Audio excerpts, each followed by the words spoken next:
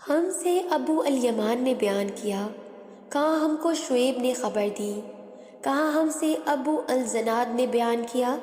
ان سے عبد الرحمن نے بیان کیا،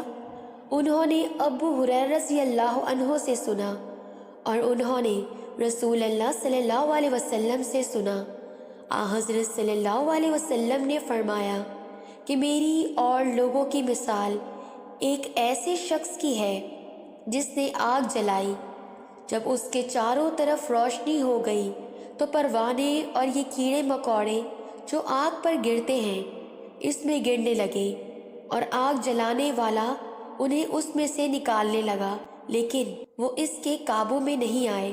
اور آگ میں گرتے رہے۔ اسی طرح میں تمہارے کمر کو پکڑ کر آگ سے تمہیں نکالتا ہوں